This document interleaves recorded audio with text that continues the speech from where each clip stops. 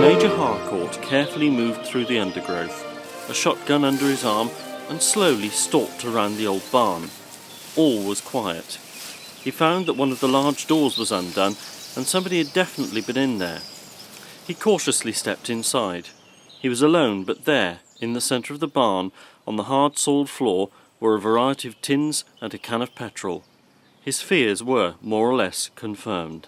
So the glue sniffers have been kicked out of ACREBURY House, and now they've moved into the Tithe Barn, have they? Well, we'll see about that. Clifford Apsley folded his arms and shrugged his shoulders. He and Edwin Clark stood in the churchyard. Edwin leaned against Joshua Gaitskill's box tomb and was picture-framing his fingers and peering through them up towards the clock on the side of the west tower.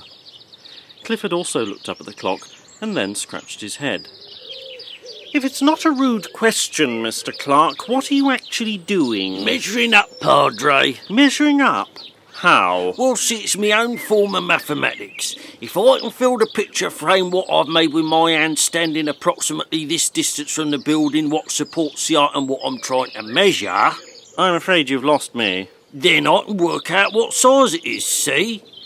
Now, forgive me, Mr. Clark. I am obviously no expert on clocks or anything remotely mechanical, but I fail to understand why you need to measure it. So me, the ledge, gets hold of the right sort of gubbins, you know? Why don't you go up into the tower with a measuring stick and do it the conventional way? Surely that would be by far the easiest thing. With my lack of perfect come off it. We must do it your way, of course.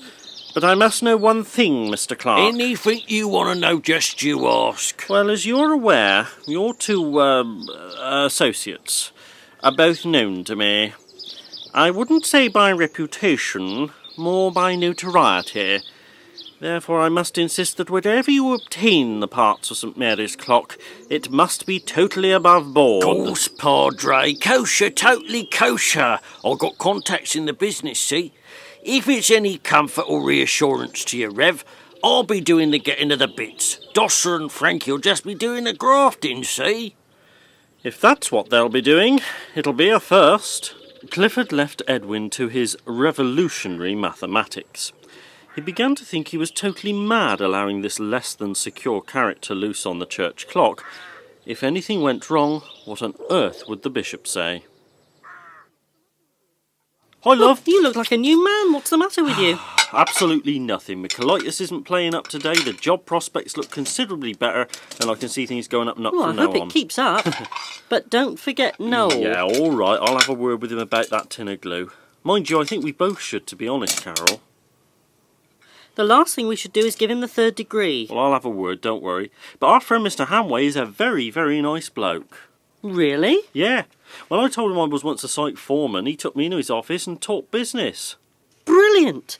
So when do you start? Just as soon as the factory send me through my P45. Haven't you ever had that yet? No, I'll have to get onto them. Come to think of it, I haven't even had my last wage slippers yet. Well, don't hang about. Ring them tomorrow morning. Yeah, OK. The front door opened and in came young Noel. He threw his sports bag on the hall floor and dashed upstairs. Noel, come here. Your dad wants a word. Gareth Owen was in the yard of ACREBURY Green Farm, struggling with the forage harvester. Dai had made him a cup of coffee and came across the yard with it. He could see that his son was becoming more and more aggravated with it as the seconds passed.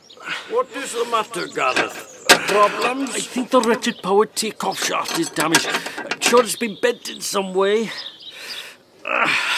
Damage out in the field? Well, we didn't check it after last year's usage, did we? No, I don't think we did now come to mention it. So it probably is field damage, yes. We should have taken up Franklin's offer of a winter service on it, you know, Dad. Oh, one is always wise after the event. Here's your coffee. Ta. A darn nuisance, because I was hoping to start silaging that bottom field tomorrow if the weather was fine, that is. I'd better go and call Franklin's then. Get one of their engineers to pop over. Aye, if you would, Dad. Gareth, how are you feeling now, after the accident in the parlour? You had a nasty time of it, Bach. I know. Oh, I'm all right now, Dad. It was a bad period generally, and the accident was the last straw. Stupid, isn't it? Normally I wouldn't do such a silly thing as tamper with electricity. But at the time I just wanted to sort everything out, including myself, apparently. And, Bill Barrett? And Bill Barrett. Oh, Dad, I feel dreadful about him, you know. Oh, good, I'm glad, because he's a good man, you know.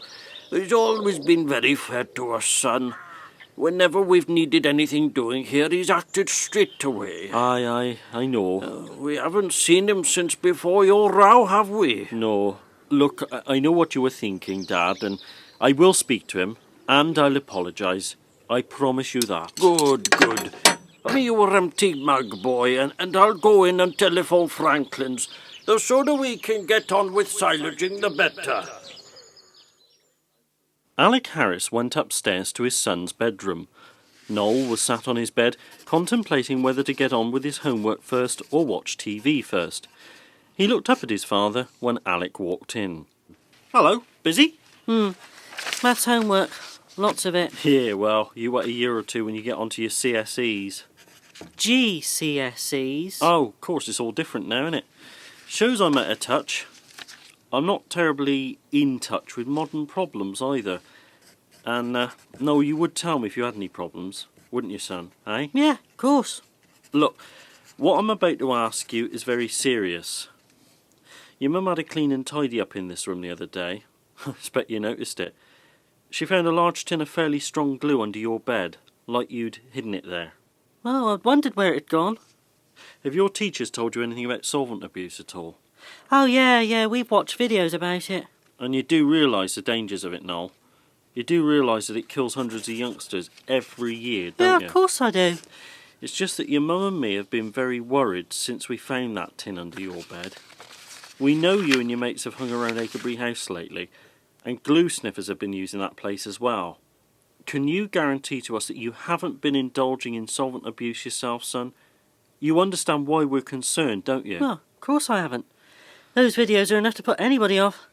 I don't even like the smell of the stuff. Good lad. The only thing is, why did you have the tin hidden under your bed? Eh? Oh, me and me mates found it at ACREBURY House.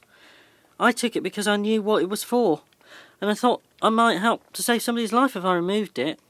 That's all. OK, but why didn't you give it to us straight away? Why did you hide it? Well, because I knew we shouldn't be in the grounds of ACREBURY House, and I thought I might get into trouble if I admitted it. That's all, Dad. Honest.